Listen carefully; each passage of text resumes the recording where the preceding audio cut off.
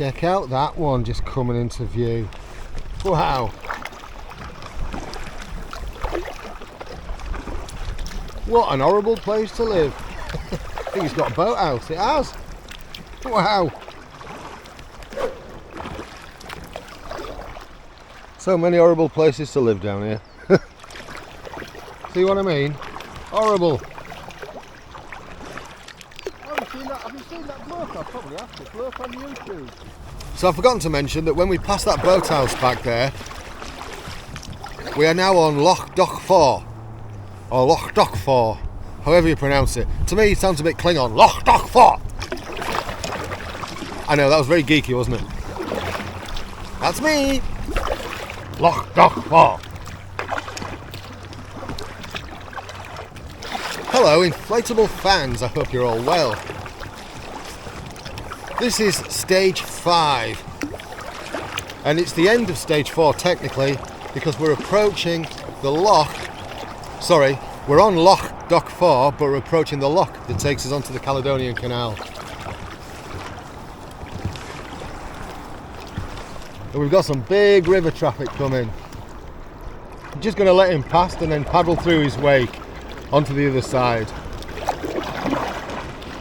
Because to the right of this frame there is a weir and we want to avoid that. We're not going down the river. When we checked it out the other day it was a bit too feral for us. And there was nowhere to get out in Inverness that we could see.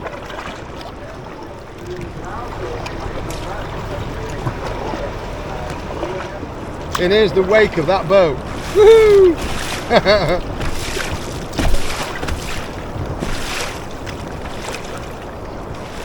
Bit more in the realm of civilization here, because we're paddling by a road. The A82, I believe. So to the right there, where you can see those arrows, those direction signs, that's the River Ness. And this is the canal that forks off. Forks off, you say? Yes, I did.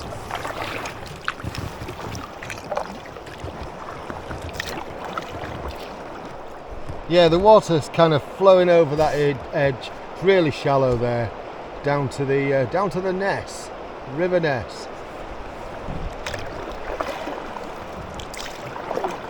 If it had been a bit easier to get out at the other end, we might have done that.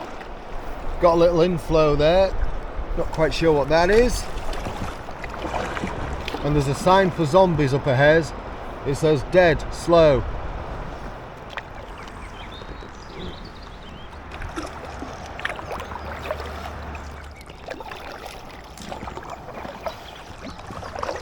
There's the next portage. I think this is the last loch we're doing. Lovely little loch area this.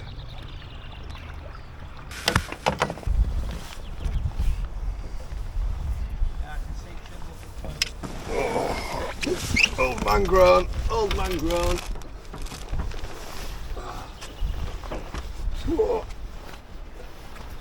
And of course it's always best when you've got your boat porter with you. He's doing a bag up job and he only takes a couple of shekels. Last push off. Got about 3-4 miles to go according to the machine. Wrong direction, Steve. No, I've got to come back and paddle down with you. He's doing a finishing photo. Okay.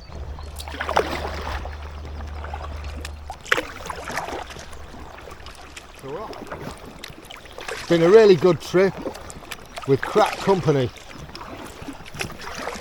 I don't mean that. We've had a right blast. I don't know what the highlight was in many respects, because like that first night when we were in that wood shack on Loch Lochy, with that chap Tony. I think he'll only be in a couple of little clips, but there was that hiker that turned up and we all spent the night in that shack.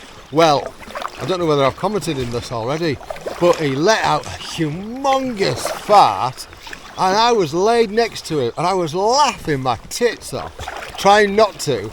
And these two heard me laughing and sniggering, and so they were kind of snickering. And then at some point, just as we were all drifting off, he kind of did this really wacky yawn. And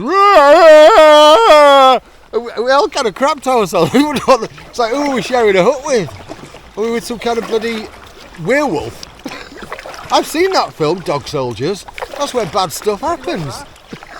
It was filmed in Scotland.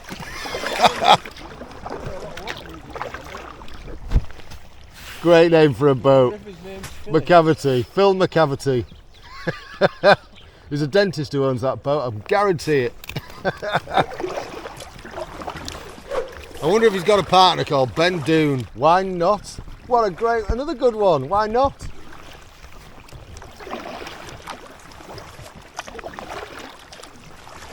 That's very red. And here we've got the canal equivalent of flats. Each one with a little balcony. Business for sale. Yeah, I've got to say, this is nice down here.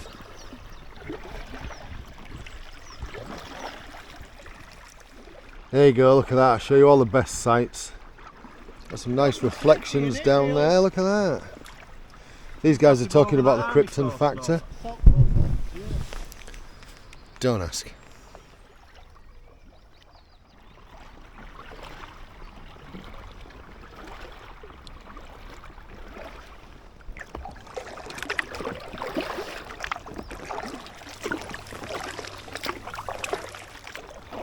Morning.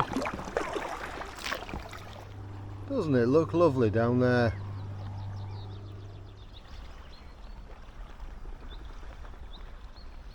I've just been thinking about the balcony on that place over there, and to me it seems a little bit pointless in Scotland, because like in winter too cold to use, in summer too midgy to use. So maybe autumn and this time of year, yeah, you get away with it, but it just seems like for the bulk of the year you're not going to get much use out of it. But what do I know? Just my thoughts. Just look at all that gorse all the way down.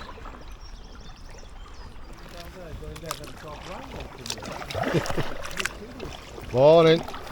All right.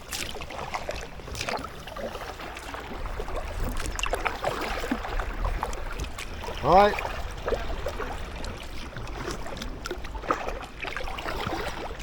We must be getting closer to civilization. We've got some professionals on the water. We're actually not far from our stopping point. I'm going to record a little video explaining a couple of things that most people don't actually tell you in their videos about doing the Great Glen Canoe Trail. Look at that beautiful view of my bags. But up ahead there's some of the swing bridges. Got 2 swing bridges to go under and we're back. When we get back and I've synchronised my watch and everything with my phone and closed this trip off, I'll tell you how far we've actually done.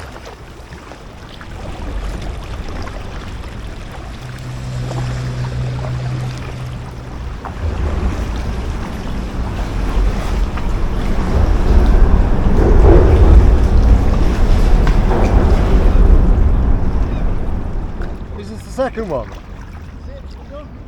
Yeah, this is last one. So we go through this bridge, Yeah. and we're done. The one we walked over to town. Yeah, I thought so. Cars are over there.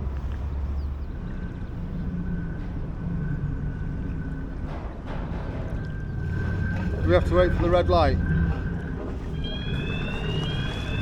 Right, there we go.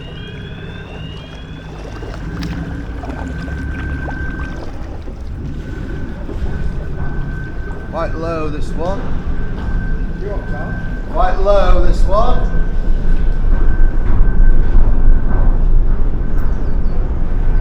Camera only just clears it.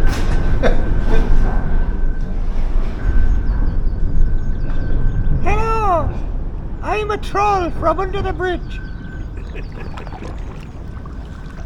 Oh, it's open. It is open. We got food.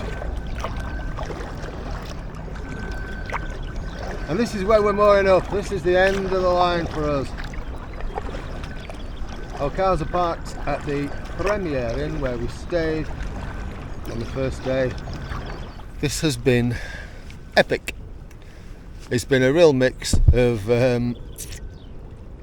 really beautiful scenery and so on, all that kind of stuff that you'd expect in Scotland.